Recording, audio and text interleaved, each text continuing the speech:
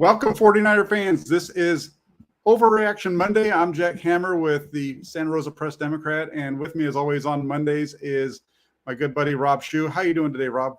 I'm doing very well, Jack. I am pleased that we walked away with a W. Obviously, some things to talk about today that we will get into, but it is Monday. It's Victory Monday, and that's where I'm choosing to hang my hat. There you go. It's Victory Monday, overreaction. You know, you can have an overreaction Monday even if it's a victory. Yes. So we Yes, stick with it. Got Raphael 562niners, member of the Toolbox, who says, "What's up, Jack, Rob, members of the Toolbox? Everyone, good to have you on board." Raphael, you are the man. Alan joins up, says, "Overreacting Monday is here. I don't blame Kyle." We're going to get into that one. Things happen. We're going to get into all that, Alan. It's going to be a fun show with that. We got Big Red C in the house. Don't know, we'll talk about the Kyle Shanahan saying that he's a genius, never won a Super Bowl, and his record is under 500. That's an interesting one that we'll get into.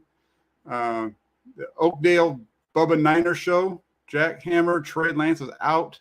He can't play playoffs. He's come back in 2023, and guess Rob. So he's happy to have you on board too. And there's the Victory Monday. Raphael 562niners says it feels numb. Shylock Swindlefolk, one of my favorite names on the show, says, "You see that clutchness?" We got Gold Blooded in the house today. He says, "Cheers, Jack and Rob. I don't know about the negative Nellies, but I'm very happy with that win yesterday. I refuse to let Seattle take away my blowout. Prayers for Lance and a speedy recovery." Absolutely. That's definitely that last part is a big one. So we got Pete Gormer. We got Big Bomber T says, "Hey, Jack, do you think Purdy could win some big games?" Probably not. But hey, he's a solid backup for the future. Let's get into it, Rob. What, as you look back at this game from yesterday, just what are some of your overall thoughts? Just want to kind of get your general overview of the game and your thoughts on it. I thought much like in Chicago, although that was derailed by penalties, mistakes, and the weather, that coming in, the 49ers had the right game plan. They came in believing to themselves to be the better of the two teams, the deeper of the two rosters, that this is an incredible defense. We have a very capable run game. We're going to control the clock. We're going to chew up yards. We're going to take some shots, and we're going to count on our defense to keep us in this one.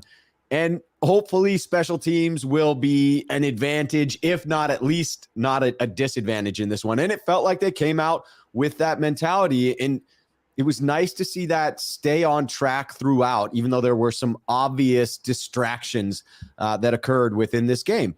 You come in and it's an initial long drive to kick this one off. It seems as if the 49ers are moving the ball very intentionally. Jeff Wilson Jr. comes out. He's running ferociously. I got to admit, Jack, you told me in the preseason, Jeff Wilson Jr. is running, like a man renewed. I saw him in the first week. I was like, is Jack off on this? Was Jack wrong about Jeff Wilson Jr.? Because he looks like he's, running underwater. Turns out he just was running underwater in Chicago. And no, this was a renewed, invigorated, quick, decisive runner in Jeff Wilson Jr. And it felt as though the defense also came out to play. Initially, I was a little concerned that Seattle was having success running the ball on us in those first couple of drives. But it did feel as if San Francisco made some adjustments on defense, shored up the run game, kept almost everything in front of them. And except for a couple of plays where you anticipate a guy like DK Metcalf, a guy like Tyler Lockett is going to be able to make a play, in particular, if something breaks down and now it's just a scramble drill. You saw Tyler Lockett do that a couple of times. DK would have come down with a big 50-50 ball, if not for a penalty that wiped that out. But the 49ers did reduce their penalties, and that was a thrill to see because it was just so painful in Chicago, Jack. Overall, I was very pleased. Yeah, I think you hit on it really, really well there in terms of the clean game that they played. I think that was one of the big problems. That was the problem. That is why they lost in Chicago. They just didn't play a clean game. They missed some throws, but even beyond that, it was the penalties and the turnovers and those types of things. And they came into that game on Sunday having turned the ball over more than Seattle. I think the number I found out was 7 of the 10 matchups that they faced against Shanahan has been a member of the coach of the 49ers. In those 10 games, they'd only won 8 of them, and I think 7 times they turned the ball over more. And they went out there, they turned over the Seahawks instead. The only penalty against the 49ers, I think, was a bad call on a pass interference on Emmanuel Mosley, which I thought was a clean play. And I felt, the defense dominated throughout. It's interesting when you look at how similar the game was yesterday to what the game was in a lot of ways in Chicago. We talked about last week on this show that the 49ers should have been up 20-0 early on in the second half. They did that this week. They were up 20-0 at halftime. Should have been up 23 after the first possession, but you get the kick block. But other than that, I mean, they were good. A lot of positives. The negative with Trey Lance, obviously, and we're going to get into the Trey Lance thing. But man, it was a very good performance all around. And just even with the Lance thing, that's just the way that they were able to bounce back from that, because that's an emotional piece. Yeah. It shows a lot about this team, I think. It does. And I mean, even just the way in which they rebounded. Again, we'll get into this topic because it is one that has divided fans to some respect, but it's just fascinating to me to watch the reactions to it afterwards. I want to also call out special teams. I said it that the 49ers were hoping revenge game for Brian Schneider coming back to his old squad, right? And it looked like it was trending in the right direction. But as I rewatched it, what I saw was on every extra point attempt, Seattle was crashing that right side. And that blocker, I mean, he got close on 3 of the attempts, field goals or extra points. And then finally it was the blown block by Ross Dwelly, where you did actually have the blocked field goal and the return. But if you take away that one play, albeit a very key play for special teams, they allowed Seattle to get a little bit of momentum, felt like maybe we were letting them back into the game. You take that one play out, even special teams was on point. Forced that muff punt, which was just brilliant by Tarvarius Moore, the way he blocked his player back in, but released right at the last moment to allow for the Seattle's own player to run into the return man and cause that fumble. And again, everything, pinning them on kickoffs, getting touchbacks. It was a thing of beauty, save for the one very big mistake. And I agree with you on there. That was something that I kind of made a note of during the game, is it definitely seemed like the special teams was doing very well yesterday. We only saw, I think, two kickoff returns from the 49ers, the one that opened the game, and then the one after the return on the block, but they did a very good job of covering. You talked about the muff punt that they were able to recover, and they did have the one breakdown, and I think it was the same guy on both of them. I think Ross Dwelly recovered the muff punt, and then I think it was Ross Dwelly that gave up the blocked field goal going the other direction. But it was a pretty good game all around for the 49ers. I look at this one, and one of the things that just jumps out to me was the performance on the defensive side of the ball. There were a couple of guys that really jumped out to me as the game was going along, and I just wanted to ask you, maybe who were some of the guys for you that stood out on that defensive side? Talanoa Hufanga just continues to prove that I should have shut my damn mouth in the offseason, questioning his ability to step into that role. And I have to say, I saw someone coming out to reiterate a stance they had taken early that said, hey, he may not be, he may not be Troy, but he is special. And I have to say that I think he does resemble Troy Polamalu. I don't think that's an unfair comparison. The way in which he takes the first step towards action and does not hesitate. Sure, he's not jumping over the line of scrimmage the way Polamalu did, but who knows? There's a lot of time left in that career. I see a very similar skill set, throwing his body around, always near the ball, tipping balls, picking balls. Like, he is just everywhere. But that defensive line as well, I got to give a lot of credit. I saw hustle along the defensive line. Bosa was impressive. I thought Charles Omenihu had some great snaps. You saw Kerry Hyder chasing down Geno Smith on one of those, that endless motor of his, trying to get that sack. And definitely Samson Ebukam seemed to be all over the place as well. It felt like a very complete game for the defense. Again, my only complaint early was appearing to allow some yards in the run game, but they buttoned that up at some point, and Seattle had to get away from it when they fell down. Yeah, they were really solid against the run game yesterday. They only allowed 36 total yards on the ground. That was a heck of a day for them. I think they only allowed 216 yards on the day total. A lot of that came on a couple. There was a couple of possessions there where they moved the ball pretty well, but for the most part, the defense really shut them down. I like the Tart. The Tart one was obvious. That just jumps out. And the thing, I know I talked about Tart last week as well. It's he's making plays. I don't know. I got Tart. I think somebody was talking about Tart over here. I saw it. Got Tart on the mind. I got sweet Tart. But with Hufanga, Hufanga was a guy who I thought was going to play well going back to April, May. You knew. I mean, the 49ers took him for a reason. They let Jaquowski Tart walk for a reason. And this is a guy who, when he was at USC, if it wasn't for some injuries, would have been probably a first or second round pick, because he made a ton of plays when he was down at Southern Cal. And he's come on to the 49ers and he's done the same thing. We see him making tackles around the line of scrimmage. You see him, the interception by Tayshaun Gibson.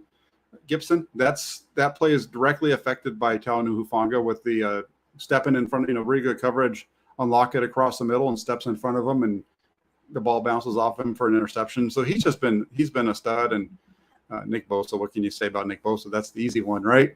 And on top of both of those guys, one that you didn't mention is I don't think I heard his name though, but it's going to be Javon Kinlaw. Javon Kinlaw and the work that he's doing in the middle.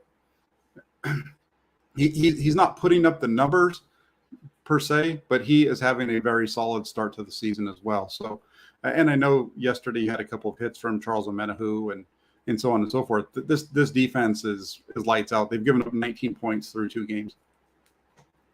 It's a remarkable defense, and Hufanga just continues to amaze me with the speed at which he is playing. He may not have a fast top gear, but he is constantly in that top gear. It may not be as fast as others, but he is flying around. There's no hesitation. He always seems to be headed in the right direction, and when he does make tackles, they're very physical. He's a thumper for sure when he comes in.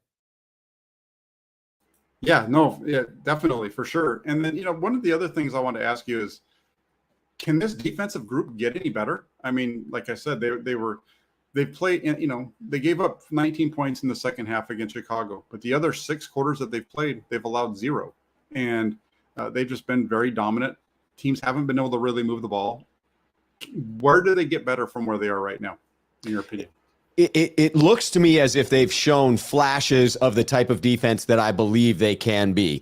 It's proven to me that I was not wrong in assessing this defense as having the potential to be a top 3 unit. What seems to stand in their way is 2 things need to be true. They need to be able to be dominant on a consistent basis, not have those games wherein they're giving up significant penalties. If they are allowing teams to extend drives with key third down penalties, eventually we get to that point of this defense breaking. It's the type of defense that is very aggressive towards the end of a game. If we've got them down, we can really get after the passer. But we've also seen considerable examples of getting shredded at the end of inopportune times. And this is the type of defense this year feels very similar to 2019, feels as dominant, but we need that consistency throughout. Where I think we do have an advantage is greater depth along the defensive line, such that as we're platooning in fresh players, the talent doesn't drop off quite as much. I don't think that you have to leave Nick Bosa in there for quite as many snaps, because you want him to be hyper effective when he is in there and not tired and gassed out. What I saw towards the end of this game was continuing to move guys in and out. Bosa continued to look fresh, and the defense did seem capable of closing out the game. And then we have to see them do it against more elite talent. To this point, it's fair to call this defense special with what we have seen, and they've played against the Chicago Bears and the Seattle Seahawks. So coming up, Denver seems like a stiffer test. LA feels like an even stiffer test after that. The second half of this season, I think, is really going to test this defense as to what they're made of and whether they're an elite unit or just really, really good. Yeah, I think I think you're right. I think it's really going to ramp up in week 4. I don't know how much better it's going to the Broncos are. I know they moved the ball pretty well against Seattle, but they only put up 16 points in that game. And from what I understand, they had a pretty rough game yesterday as well. So I think it's really ramping up to the Rams week 4 at Levi's. I think that's the one to really pay attention to, where we're going to get a really good read on it. I think for the defense, the one area that they're lacking in right now is second second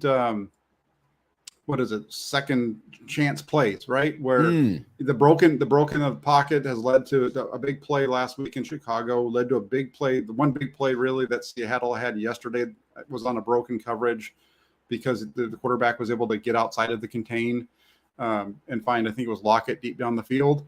They caught a break on that one. So I think that's really their biggest issue right now. When they're just playing straight up defense, they're pretty good. But if they let the quarterback start to move around, that's when they're struggling. I think that's the one area that I'd point to right now.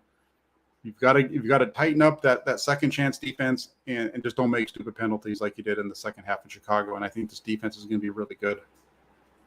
Do you think on those broken plays, because that seems very difficult to defend, certainly all teams in the NFL have a harder time with mobile quarterbacks than they do stationary ones, for that very reason, that as you shift the platform, it becomes harder to defend. What do you see as the 49ers area of improvement there? Is it that they need to... Is it a communication issue that's breaking down, or is it individual players need to step up and plaster their particular assignment on those? What do you see in those breakdowns, whether it was against Chicago with Fields or this time around? Because if it weren't for the penalty on the DK Metcalf 50-50, you'd have had another deep shot complete to Seattle. There were a couple well-timed penalties for us in this game.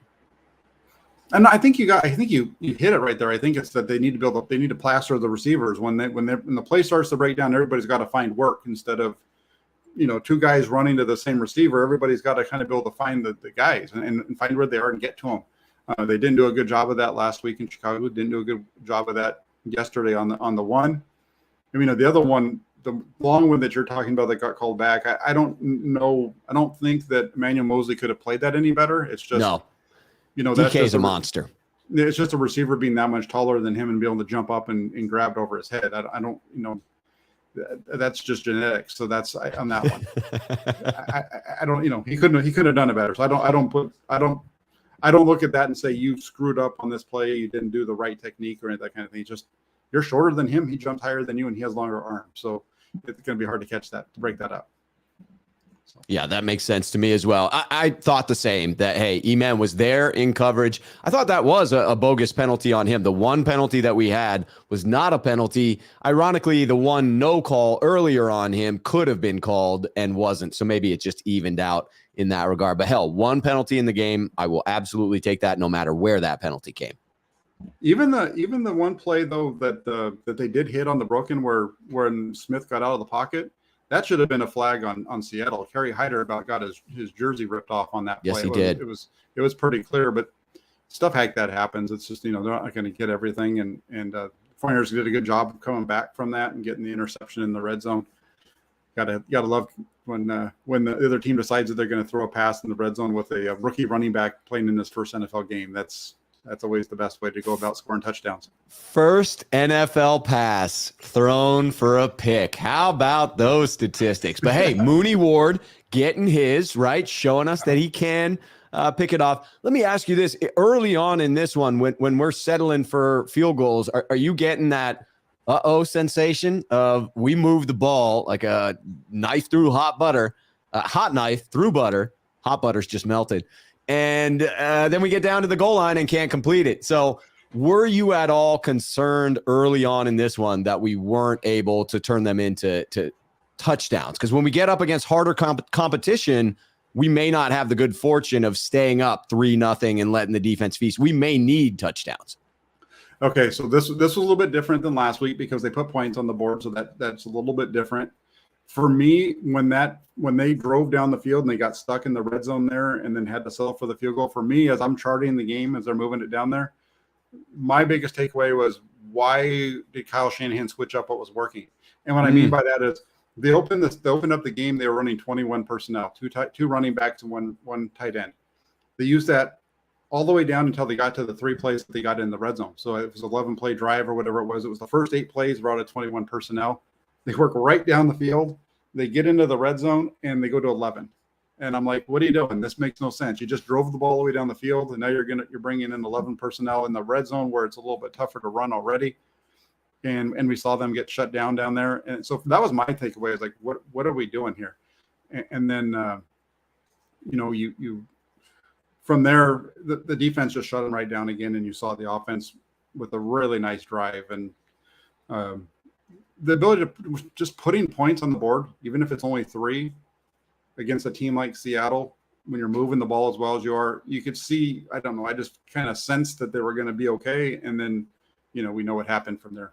Yeah, right. And credit to Pete Carroll. I mean, Seattle brought additional defenders on first and goal. They brought 6 rushers, and on 3rd and goal, right? It was definitely we're in Lance's face early there. Agreed that it did appear that the 49ers had something working and got away from it at the end of that drive.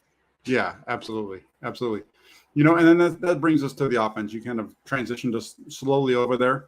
We were taking our time getting over to the offensive side of the ball, and that was where all the news came from yesterday, right? Was just a brutal situation with Trey Lance. You never want to see a quarterback get hurt, or any player for that matter, whether it's Trey Lance or, Nick Bosa, Mike McGlinchey last year, Javon Kinlaw.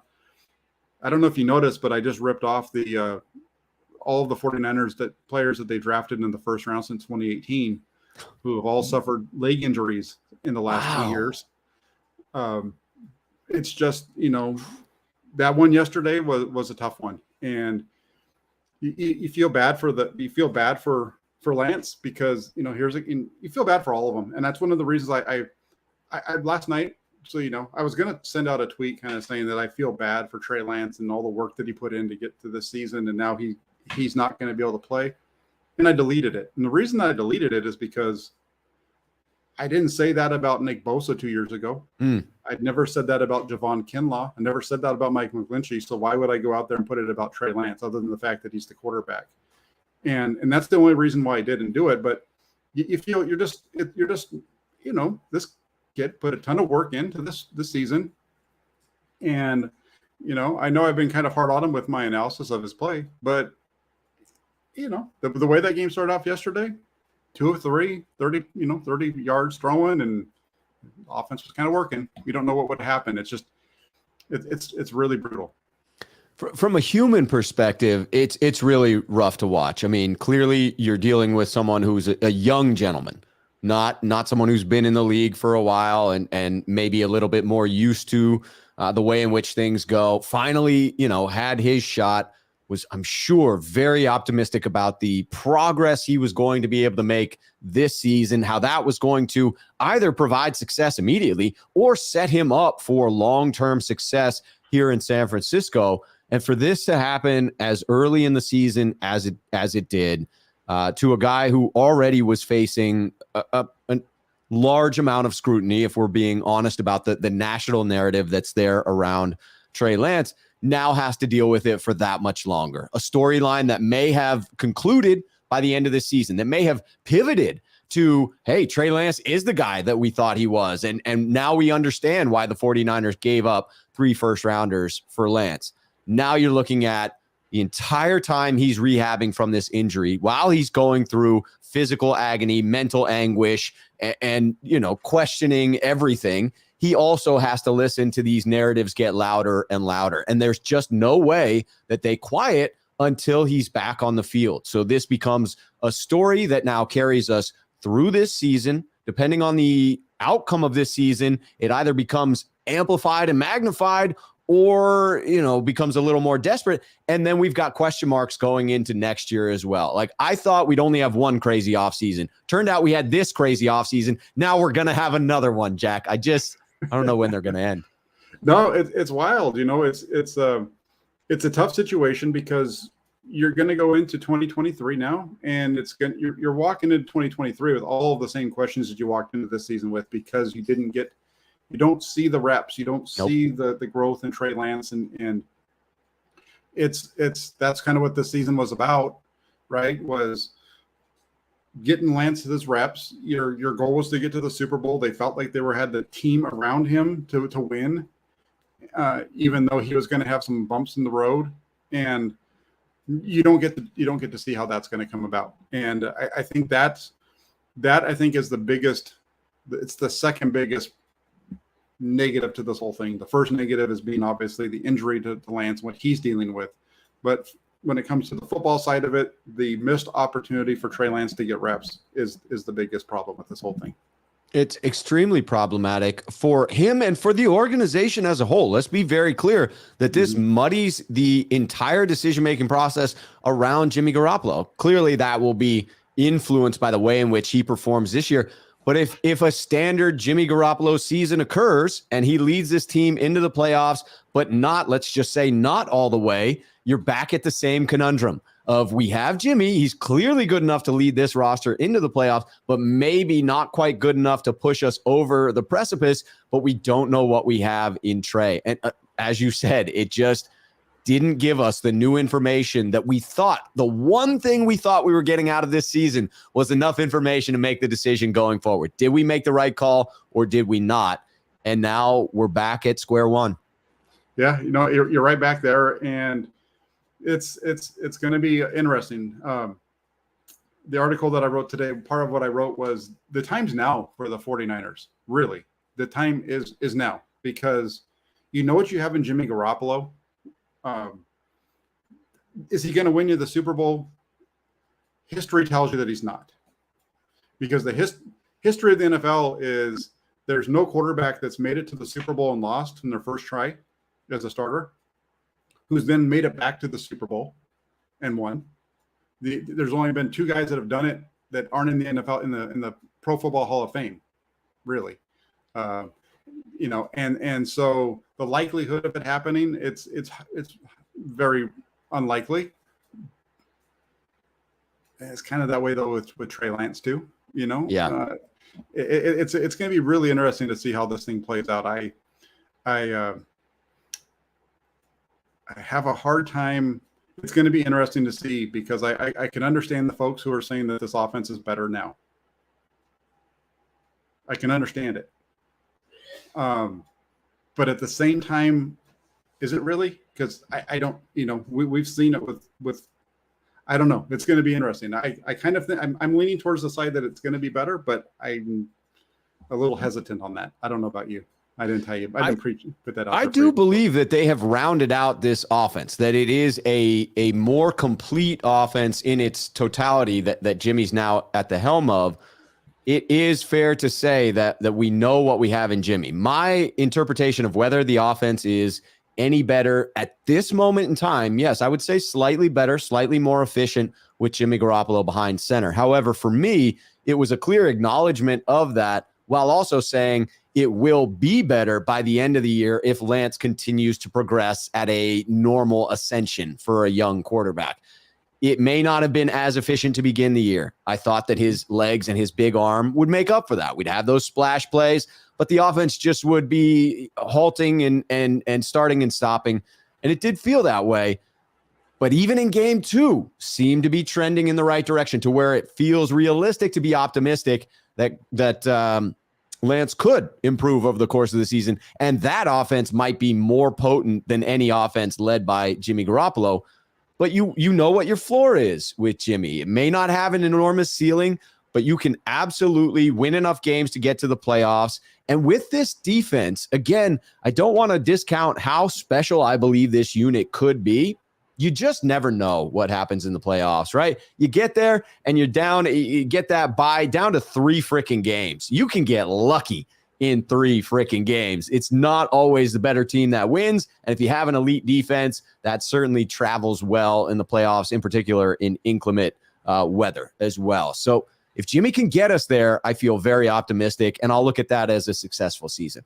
Yeah, I think my bigger takeaway last night as I was driving home was what's changed about this team between where they were when yesterday started and when yesterday finished, in terms of how they're going to go about scoring points on offense and winning games.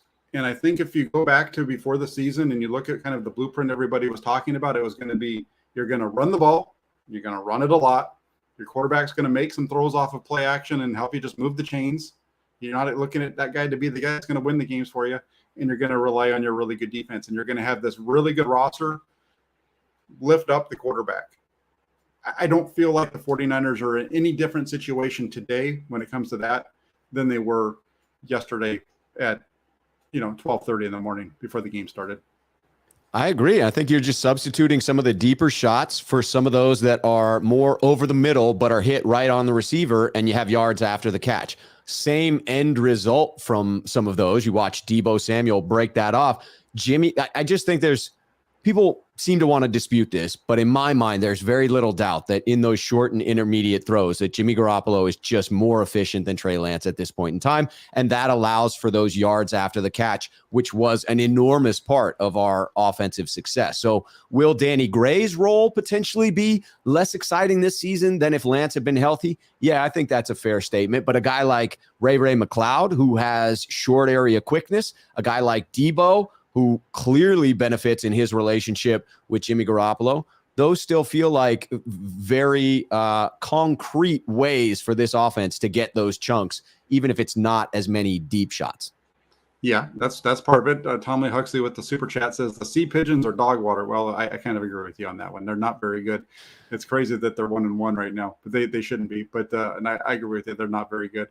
On the deep shots, I think you're still going to see them. They pulled out Lance yesterday and they put Garoppolo in, and right off the bat, they were firing, and he had a deep shot to Brandon Ayuk that was dropped. Yes, that was a gorgeous ball that he threw. It was in a good place, and then he tried to take a deep shot on fourth and whatever it was. They went deep to Danny Gray, and the one thing I'm going to say about those is that's where his lack of arm strength in comparison to Trey Lance shows up, not necessarily because he can't make the throw, but that wind yesterday coming out of the south was the flags were straight. There was nothing about them that was, even kind of, they were full song throughout the game, and you're throwing that into the teeth of the wind. So I think that has a little bit to it. He's already got enough. If they're going the other way, he probably airs it out far enough because he gets the help of the wind, Yeah, I didn't see the wind on that review, the replay, but it did look like Jimmy let him a bit inside, which would make sense if the wind was coming in his face, that the ball would have been influenced in that way. Had he just led Danny Gray a little bit more to the corner of the end zone, it felt as if Danny did, in fact, have a half a step on that one. Makes total sense if the wind was pushing the ball back. Yeah, but again, that's making an excuse for him. I thought that one of the throws he made that the Brandon Ayuk, was it Brandon Ayuk? No, it was Ray McLeod on an out route. That was a really nice one. It was going the same direction. It was one of his first throws. Very similar to the throw that I saw Trey Lance make the week before to Brandon Ayuk, where he throws it well before the break. It was just a really nice ball. Yeah, I thought Jimmy was slinging it. Yeah, he came out very well with that, and then he struggled in the second half for a little bit there. Do you guys think it's fair to worry about that this changes Trey's career trajectory for the worst? Can't believe the reports of teammates basically happy this happened so they could play Jimmy. Okay, well, the first thing is I don't think that anybody is happy that this happened to Jimmy. You can feel that your team has a better chance of winning with somebody and not be happy that somebody's injured. And that's the way that with the report that I know that you're talking about, I don't think anybody was trying to get across that they were happy that Garoppolo was in, or that Lance was injured. I think they were just saying that they feel like Jimmy might give them a little bit better chance of winning. I don't know. I didn't hear that. I wasn't in the locker room. I was in the locker room. I didn't hear anybody say that. But I know that there's a lot of people around the NFL who feel that that's the case. As far as changing Trey Lance's career trajectory for the worst, we're going to find out. The one bit of positive news around this thing that came out today was Tom Pelissero from NFL Network reporting that it was not a compound fracture. So very similar to the injury that Dak Prescott suffered, but Prescott's was a compound fracture and this one wasn't. And Prescott was able to come back the next year. So it's going to change some things possibly, but we don't know. Yeah, I have to say that I feel similarly that it's very important to differentiate players being happy or in any way celebrating the injury to Lance versus feeling pretty good about where they are because Jimmy Garoppolo is still around. That to me is simply an acknowledgement of, hey, we went through this. extremely traumatic injury that usually would send a team off course. That would, hey, you'd be putting in Nate Sudfeld normally. You'd have a backup quality quarterback, and you'd be week 2 onto your backup for the rest of the season. Bags would be packed. Season would be over. That would be it. This is an acknowledgement, I feel, from players that, hey, like, because we have Jimmy who's now stepping in, we have the chance to win, and we feel good about that. But I watch the players. It aggravates me, Jack, I have to say, and I'm going to try not to let that come through. But when I hear people questioning the content of other players' characters, and I don't imply that Ashley is by any means doing that right here. Absolutely not. I think the way she's phrased this comment and question is an acknowledgement of the severity of the situation itself. But when people talk about players being happy or not there for Lance, or it just, I watch those players and their body language and their facial expressions while they kneel there on the field with their fellow player. And it's just wild to me to assume that there's anything but love in their hearts for Trey at that moment, that they aren't right there feeling it. And then there's the shift. And the shift is them responding to what just happened to Trey Lance. And yeah, rallying around Jimmy Garoppolo, a guy that they're familiar with. But again, they're rallying around the adversity of having just lost Trey Lance. As far as his career trajectory, a lot of it does depend on how he recovers from the injury. The hard part is what we were talking about earlier. All of the question marks that came in this offseason are still there next offseason. So from an emotional standpoint, he has to go through that all over again. He has to earn his position all over again. And it does become a question mark of how good is his team with Jimmy, and do they feel okay handing over the reins to Trey without Jimmy in the background next offseason?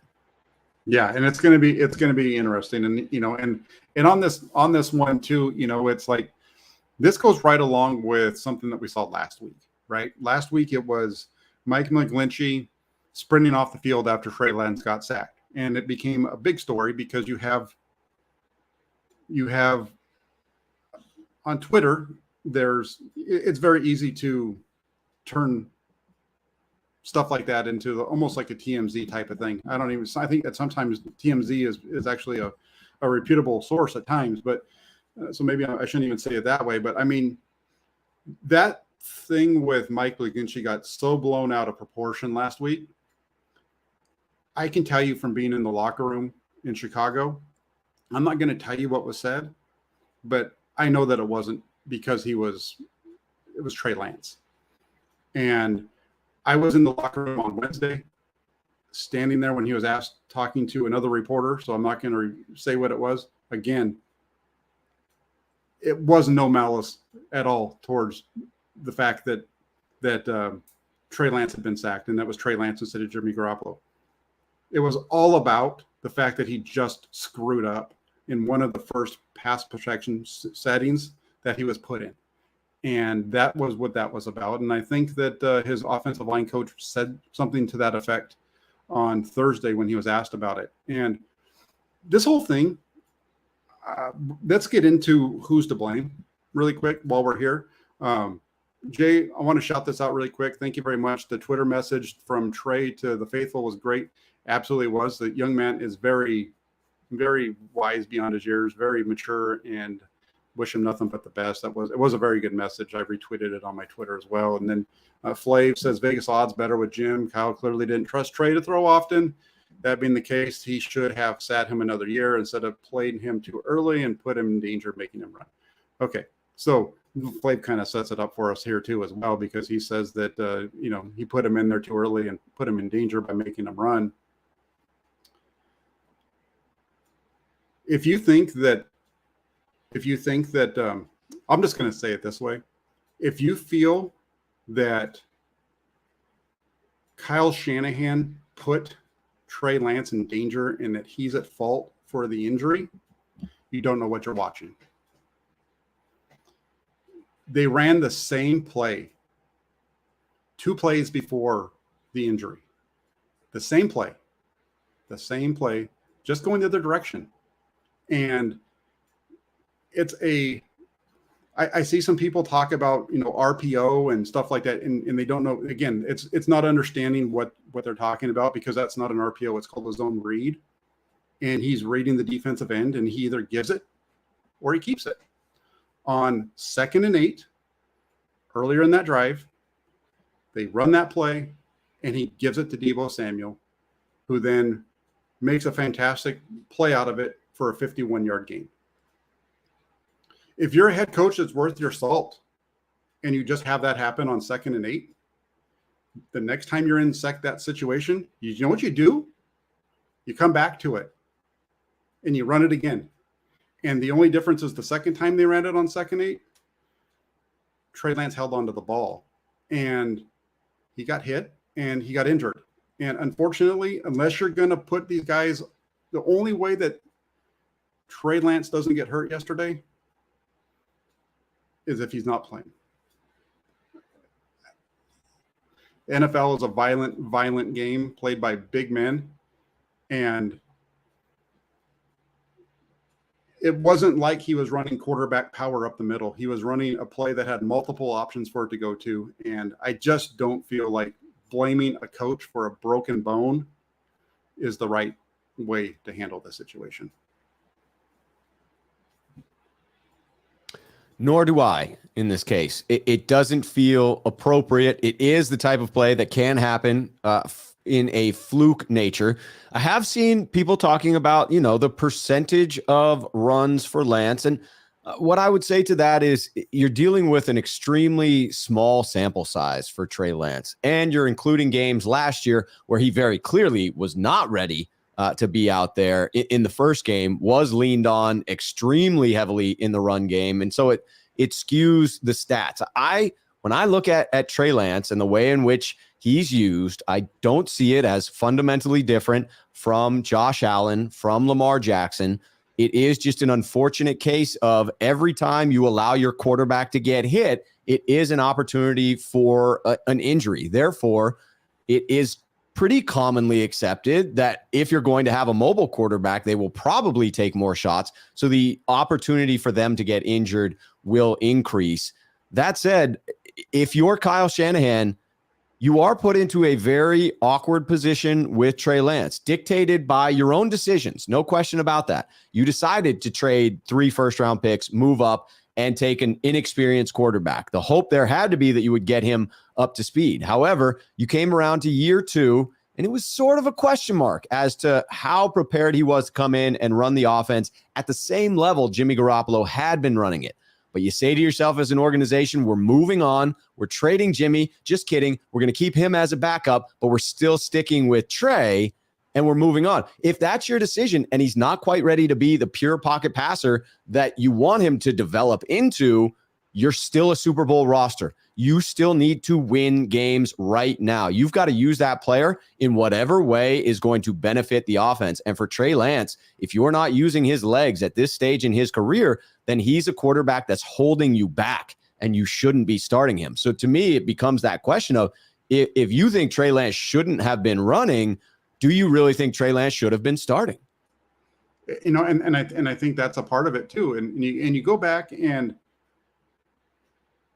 you listen to the things that Kyle Shanahan has said throughout his time in San Francisco. In 2018, he talked about how important, how they, when he was in Washington, they changed the game with the zone read because it allowed you to play 11-on-11 football.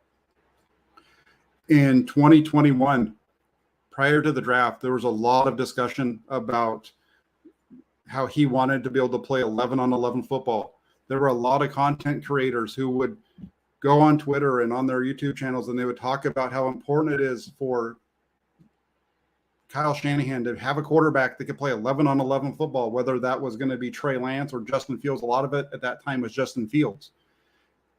And I know from sitting in the press box last year, early in the season, I think it was the preseason game against the Raiders, and hearing, people around me talking about he needs to run more. He needs to run more. He needs to scramble here.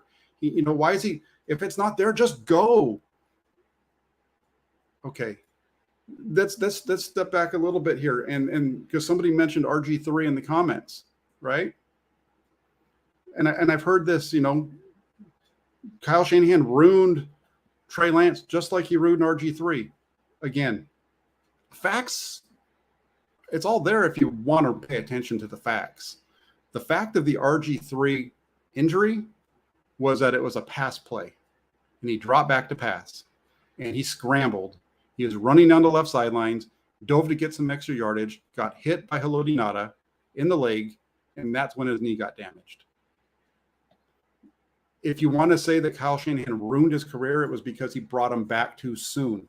It wasn't because of the play call. It was because he brought him back when he shouldn't have been playing on a bad field in Washington, who, guess what? When he got hurt again, where was he? He was in the pocket. So, like, I just wish that we could be in a place where people would just stick to the facts instead of trying to make their feelings what actually happened, because the facts are RG3 got hurt out of the pocket.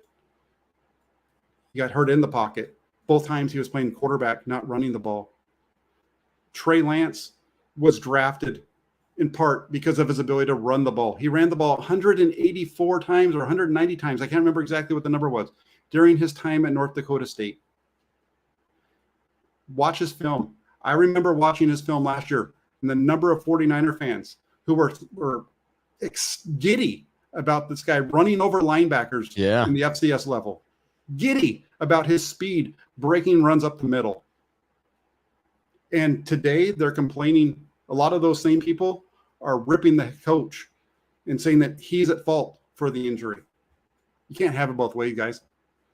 Yeah, I have to say the RG3 one feels different to me from what you alluded to. The part that feels a little bit like you can question it is the last game where the knee doesn't look stable and he is allowed to go back out there. That feels like a coaching issue, a training staff issue. You have to protect a player from himself. If he's not able to protect himself while he's out on the field, you have to say, you can't be out there. I know we're trying to win this thing. I know we're in the playoffs, and we're not going to let you ruin your career. And that's the one critique I have for that. And that's just not true in this instance with Lance. It was use as a runner. And I will say that I'm fine with the conversation, and I see it happening in the chat.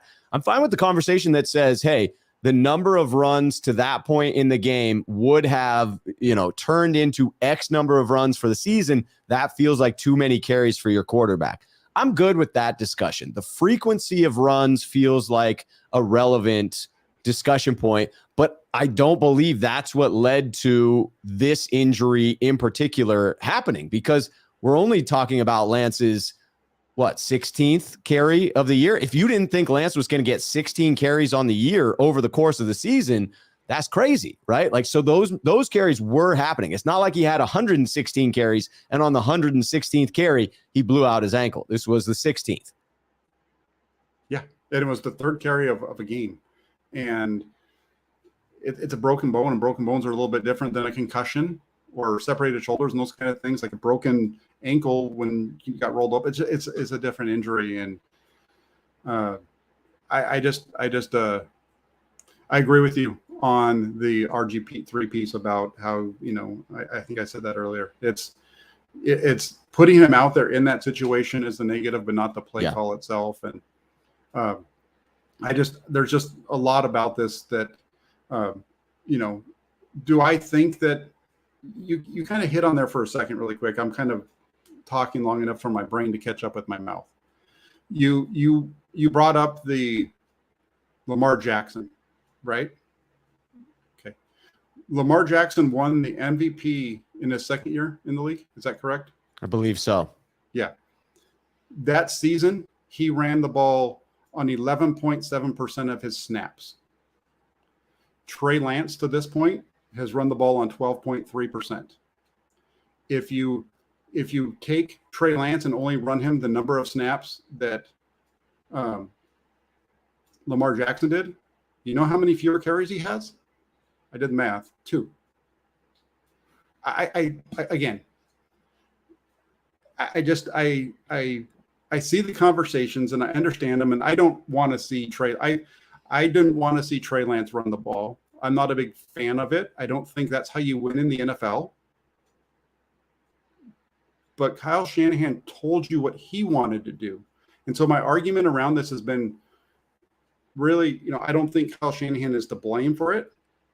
I don't think that the best way of winning in the NFL is to have your quarterback running the ball that many times, because nobody's ever won a Super Bowl doing that. But this whole, he's to blame and he should be fired and all this other kind of nonsense, we've got to be better. I agree. Those are two different stances. One is a rational conversation about the frequency of use, and the other one is taking that, throwing a whole bunch of exaggeration and hyperbole into it, and then allowing rage to overflow. And I get fans wanting to release some emotion through this process because it's very frustrating, in particular if you're a bigger fan of Trey Lance than you are the San Francisco 49ers. And I have to admit that it seems that's the case with the reaction that I've seen from some people in watching this unfold, that they cannot take any positive away from this. The only focus is what has happened to Trey and not what the other 52 men on that team went through in that day, the adversity that they overcame, and this opportunity that they all now have to go out and win one for Trey this season. Because you know who gets a freaking Super Bowl ring at the end of the year if everyone else gets one? Trey Lance. And I'm guessing he'd be happy to wear one even if he wasn't the starting quarterback for it. Absolutely. And I think that, again, this is a really tough situation for the 49ers. It's a really tough situation for Trey Lance. And it's going to be a very interesting season, because if they go off and they do really well, it's going to create a lot of drama in the offseason again. But you know what? That's cool, because that's partly the 49ers are a content machine. Yes, they are. They are it's better than a soap opera with the 49ers. And and unfortunately it's real life for these guys because they're putting their bodies on the line. It's wild. And I'm just a little guy doing this. I've only been doing it for a couple of years, and I have far fewer followers than the people that have been doing this job for a long period of time. I'm going to say this, though. My style is different. I say what I feel, and I'm not saying that they don't. And I don't really care if they don't like what I have to say. I think that's the other piece of it. I don't pay attention to what other people say in terms of, I don't watch other videos. I catch things here and there. I catch the stuff on Twitter, but I just, it's, when it comes to the way that I do this thing, you don't have to like what I say. I'd actually be more nervous if you liked everything that I had to say, because I'm not trying. That would be concerning. That would be more concerning if everybody liked it. And Flav comes in and he says, Jack, I don't blame him for that play call, but it was clear Kyle didn't trust him. I blame him for not having the ball, so sit him another year until he could trust him to throw it. Again, I disagree with you, and I appreciate the super chat, but here's why I disagree with you. He's told you how he wants to play with this guy. And if you go back, I wrote an article before the season started about how Trey Lance was going to help this run game, and it's the threat of Trey Lance running that helps it. There was other people that were talking about them winning the Super Bowl because the run game was going to be better, and Trey Lance was going to help with that. You should have known coming into the season this offense was going to be run the ball, play action off of it, because that makes it easier for the quarterback. Every once in a while, they were, if they got into a situation where he was going to have to drop back a lot, that was going to be a little sketchy for him. But their plan was, just listen to him. Kyle Shanahan and all of his teammates were talking about how it's not on Trey. We're going to be a team, and we're going to help him out. So do I think that this is a good comment? I don't. I appreciate the super chat on it, but I just don't think that Kyle, again, I don't think he's to blame for playing Trey Lance. I think that you have to play the kid. You had to. Yeah. It's just a bad situation that ended up happening. And do we blame Kyle Shanahan? Real quick, just take this back. Do we blame Kyle Shanahan for Jimmy Garoppolo's knee injury in Kansas City? No. Do we blame Kyle Shanahan for Jimmy Garoppolo's thumb injury in Tennessee? Nope. How about Nick Bosa's knee injury in week 2 of 2020? That's clearly on the field of the Jets. Well, Yeah, you know where I'm going. Yeah. I'm just rolling down the list of all these guys. But it's come on, man. We got to be, it's just these guys are playing football. It's an extremely physical game, and I'm sure like he said it himself last night, man. If I could take that play call back because I know the way that it played out, I would. But that's not life. That's not how the game gets played. No, it's really not. And I do think that it's not fair to blame Kyle Shanahan saying that he didn't have the gumption to sit Trey Lance another year. I think if he had believed Trey Lance wasn't ready, he absolutely would have. I believe you can fault him for being wrong in believing that he could lean on Trey's ability to run early on in the season until Trey got up to speed enough to throw more from the pocket while not getting injured. He was wrong about that, right? Trey wasn't able to withstand that beating early on. But other than being wrong and not having a crystal ball for predicting injuries, I don't think it was a flawed strategy. I believe it was the correct strategy that was needed for a player that didn't have experience, that did present other physical assets that would make him a better quarterback if you lean on those physical assets. Kyle Shanahan leaned on those assets. It just turned out poorly. Yeah, and then, I think we might on this, but let's just wrap it up one more time. Where do the 49ers go from here? Where do the 49ers go from here? Well, thank goodness that I was completely wrong about Jimmy Garoppolo being around. I've never been happier that I have to pay up my $10 Subway bet for Jimmy G still being here on this roster. And if you're going to get upset with the 49ers for the way in which they have handled the quarterback situation, then give them some credit for managing to keep Jimmy Garoppolo here. Because as I said earlier in the program, if we had turned over this season to Nate Sudfeld, I'd be packing it in. I'd still watch every week. I'd still root for my team, but I would have no realistic expectations of making it to the playoffs, let alone causing some damage. The way I see this run game and defense making out, the way I see special teams improving, albeit with a big red flag there for the mistake, and Jimmy Garoppolo at the helm, I see this team as a currently healthy version of 2019. And I would argue if Dee Ford had stayed healthy throughout 2019, we might have won that freaking thing. I see this defensive line as being comparable. A lot of stars coming out to play. Even Drake Jackson showed some things to me in week 2 that I'm optimistic. I see that the future as being bright for the 49ers while acknowledging I'm holding 2 things true. The future is bright for this season, and I am saddened and hurt for Trey Lance, and I will continue to feel for him as a human being and what he's going through, and I'll continue to root for him and hope that he can come back and start this all over next year with less drama. But for right now, I'm behind the Niners. I believe that they have a great chance because they reinvested in a solid backup quarterback in Jimmy Garoppolo. Yeah, I think you hit it. I mean, it's a really bad situation. Like Kim says here, Trey's going to be back. He's going to be back this year, but he's going to be back, and he's going to be around the team. He's going to be doing that Lance to be doing his rehab in the facility, which would be fantastic. That would really probably be one of the best places for him to be so that he can be around the people, because when you're dealing with an injury like this, things can get really lonely. So keep him around the facility, help him with the mental side of it. And, Dak Prescott had a pretty good season coming off of, the ankle injury that he had. And Trey Lance isn't Dak Prescott. He hasn't done that yet, right? But you get where I'm saying is we're going to find out. We don't know what Trey Lance is going to be. We didn't know what he was going to be. We really couldn't tell you what he was going to be before week 2, and we don't know what he's going to be until next season in 2023. So sit back, buckle up, and we're going to find out if Jimmy Garoppolo can stay healthy for 15 weeks straight, and what happens with this team. I think they have a chance to make it to the playoffs, and once you get there, it's anybody's game. I think so too. Quick roster question for you, Jack. Do you believe that they go forward with Purdy as the number 2, or will the 49ers bring back in a third quarterback, potentially a backup like a Josh Johnson, someone who's been around the league for some time?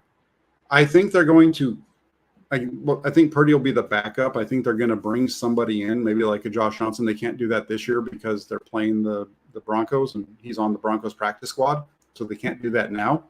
But they could always maybe do that next week if that's who they choose. And then we didn't even touch on this because we were so I got you so wrapped up in the quarterback stuff. But the running backs, took a ding again. Ty Davis-Price, high ankle sprain. He's going to be out for a while.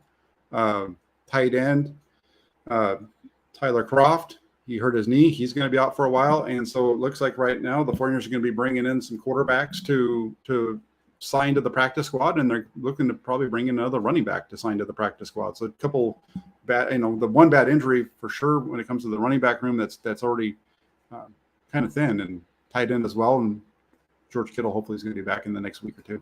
Yeah, that timing could be nice. Kittle stepping back in. Hey, Dwelly, continue to get his moments to shine. If not, and then I am saddened to see TDP get nicked up because I thought he had a good game on his first showing. Does open the door for Jordan Mason, and I'm sure they'll promote Marlon Mack, who I want to see if he's kept his step as well, or whether the Achilles injury did in fact slow him down. I feel okay about that depth, but it's a highlight of why the 49ers feel like they need so many running backs. We're 2 games into this thing, and we're 2 running backs down. So by that math, we need 15 more running backs to make it through the rest of the year, Jack. That's right. Well, I mean, if we're gonna, might as well employ the same thing that we're using with Trey Lance, right? The 49ers at this point, they need to add 17 more running backs because they've lost one every week. So 15 more they need to sign between now and the end of the season because they're going to lose a running back each week at this route. So just burning through them. Anyway, yeah, no, it's again, it's a terrible situation for Trey Lance, and the 49ers are in a position where they have a very good team, and at some point, I don't know what the consensus is on this, but at some point you turn the page and you start to look forward to the next week. I'm not sure when that's going to be allowable on Twitter, but that should be coming up soon. It should. I mean, you certainly have Russell Wilson coming back. I'm nervous about Denver. Anytime you see a team where you had higher expectations, they come out of the gate faltering. In the back of my mind, I just say they're going to right the ship at some point. They do have talent. Russell Wilson is very clearly a capable quarterback. When they put it all together, they may take it out on some team. I get nervous when they have had a couple of those games where it feels like a good one is on the horizon. So I don't think we can overlook Denver. Not to say that the 49ers would, but I think the faithful need to move on, like Bill Belichick would, on to Denver. Absolutely. On to Denver. 49ers are 1-1. We talked about the record. Somebody asked me about us. I think we talked about it on Friday. This is a team. They win in Denver. This is one of those games that was kind of a either direction game. If they can come out of this one at 2-1, they're right around the same spot a lot of people thought they were going to be at to begin with. So going to be an interesting week around Santa Clara. Looking forward to getting up there on Wednesday. And Rob, thanks for joining. Always a pleasure, Jack. And this week in particular, with everything that's going down, I'm going to be keyed into your Twitter feed and checking my bookmark on the Santa Rosa Press Democrat, my friend. Thank you. That's a good one right there. You guys always set me up better than I do myself. You got to make sure you hit the like button, right? And then you got to hit the subscribe button. If you're watching this and you're already subscribed, what are you doing? Hit that subscribe button. You get no nonsense 49er talk on this channel. You're gonna hate me at times, and you're gonna love me at other times because I don't blow smoke at you. And so hit that like button, hit the subscribe button, and last but not least, like Rob said, get over to 49ers.pressdemocrat.com. That is the place where you can find all the writing that I do. A lot of discussion I put up there today about this whole Trey Lance situation, so check that out. And then also get over to Rob's channel. It's pretty easy to find. Just type in his name on YouTube and it pops right up, and give him a like, give him a subscribe as well, because he does a great job over there. Much appreciated, my friend. You're welcome. And everybody have a great rest of your Monday. I'll be back, I think, with a Hammerhead show or the Hammer and Nail show tomorrow night. I don't think Jesse's too angry with me for telling him that his thought it was pretty weak today. But no, I love Jesse, and it'll be fun discussion. So that will be a good one. Absolutely. It'll be a good back and forth. Enjoy the rest of your Monday. Hit that like button, hit the subscribe button, and get over to Rob's channel, Rob Shoe, on YouTube on your way out. Take care, everybody. Got cheers for us? Cheers, faithful.